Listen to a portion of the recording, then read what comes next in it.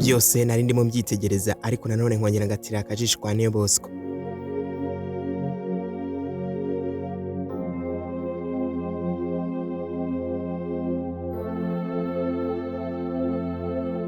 Nanjye nkirangaza gato n'udusoni twinshi kirebera ibikoko bya telefone byari bizengurutsaho.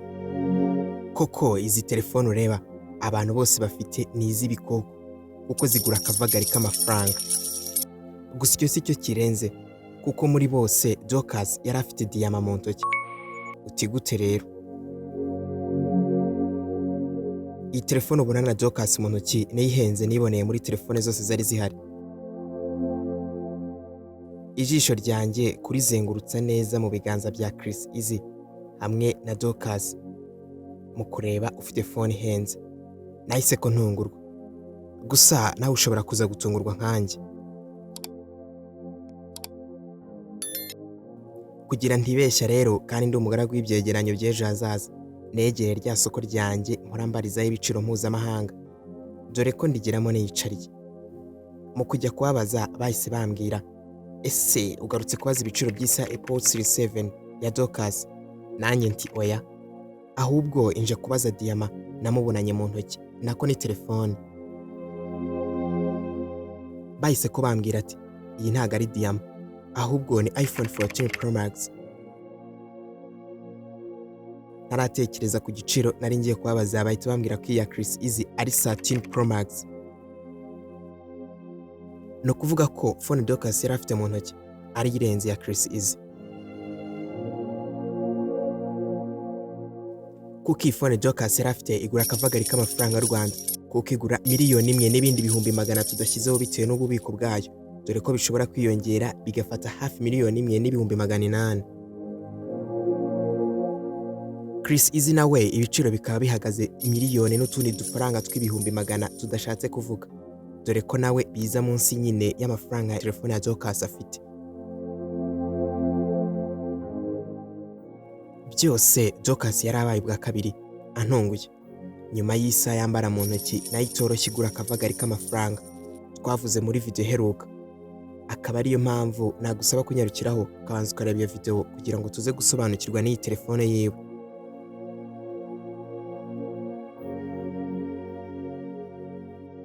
Ese mama Dorcas yambara amamiliyoni menshi no kubera iki? Haba isaha y'abajejeta franga, diyama mu menyo zambarwa n'abifite, telefone twagereranya n'izozi z'abasore benshi hano muri Kigali, zifitwe na buri umwe kuba yitunze byamuha pawa zo gutereta buri mukobwa wese mwiza muri Kigali, dore ko arizo nzozi baba bafite. Nta watinya kuvuga ko Dorcas na Mutesi Jolly ari abo bakobwa b'abahirwe batunze akavagari k'amafaranga mu Rwanda. Ariko si nyamara hejuru y'ibyo byose ubundi Dorcas afite phone ihenze kurusha ya Eazy. Dore ukuri nuko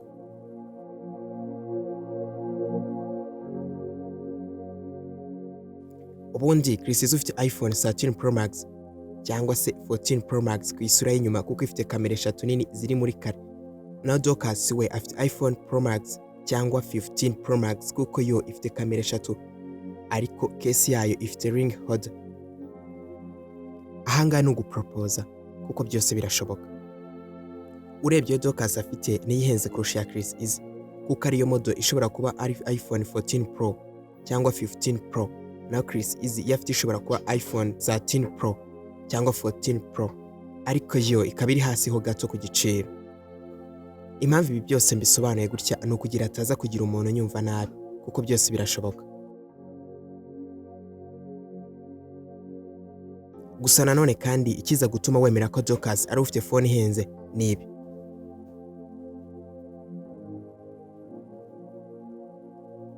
Ubundi telefone ya Eazy yasohotse muri 2021, naho telefone ya Dorcas yasohotse muri 2022, kandi no kuvuga ko umwaka utambuka buri modo iza hejuru gato mu ikoranabuhanga.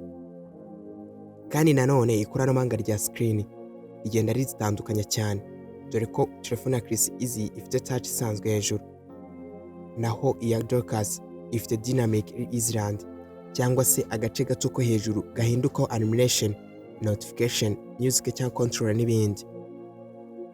Ibi bituma phone ya Dorcas izi imbere cyane ya Eazy. Reka tujye noneho ku gikorwa bazikoreshaga. Barakameraga. Ubundi fone ni ifoto, kandi koko nta foto nta cyabaye. Fone ya Eazy ifite kamera nziza cyane ya 12 MP sensor, naho fone ya Dorcas ifite kamera nyamukuru yazamutse iba 48 MP, ifotora neza cyane ndetse cyane mu mafoto ya nijoro. Kamera ya Dorcas isa cyane na 14 Pro, ariko inagira better zoom kuri Pro Max version, kandi inakoresha smarter image processing. Iyi kandi ni impamvu zishobora gutuma iyi telefone ya Dorcas ishobora kuba ihenze iyi telefone Eazy afite mu ntoki. Telefone ya Dorcas ndetse na Eazy byombi bikozwe muri stainless steel. Kandi ikindi dushingiraho kiri atari 15 Pro Max nuko iPhone 15 Pro Max ibikozwe muri titanium, bikayigira yoroshye mu ntoki, light weight, ariko inakomeye cyane. Iyi titanium niyo ituma iPhone Pro Max igura menshi kurusha izindi. Reka tugaruke gato ku muvuduko wazo. Iyi telefone Eazy afite ni A15 Bionic, naho iya Dorcas ni A16 Bionic, biba yihuse cyane. No kuvuga ko iyi telefone Dorcas afite ifasha muri batiri mu kuramba, no kuvuga ko imara umuriro cyane. Uko process izamuka ni nako performance iba nziza. Gusa icyo wamenya nuko iyi telefone ya Eazy iracyari nziza cyane, ariko iri ku rwego rwo hasi ugereranyije n'iya Dorcas.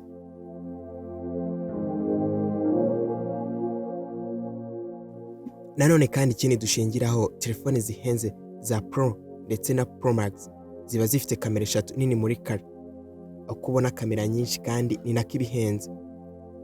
Akenshi abafite telefone ihenze barayirinda cyane, bayirinda bakoresheje case irimo design zihenze cyane, kizo tuzi nka ring holder nk'iriya nyine Dorcas afite. Ibi bituma bigaragara ko ari telefone ihenze ashaka kurinda cyane. iPhone zihenze kandi zigezweho nka 14 Pro Max zifite dynamic island iri hejuru ya screen, naho izindi 13 Pro Max zisanzwe zifite notch isanzwe. Niba ubona dynamic island uhita umenya ko ari mode nshya, kandi iyo mode ikaba ihenze.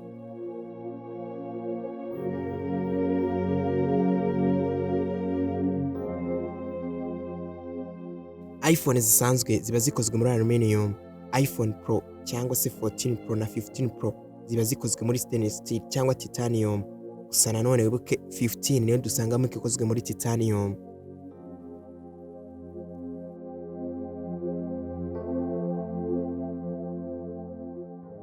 Gusa nanone icyo wamenya nuko iriya telefone Dorcas afite ari ya bimwe mu bajejeta frank hano.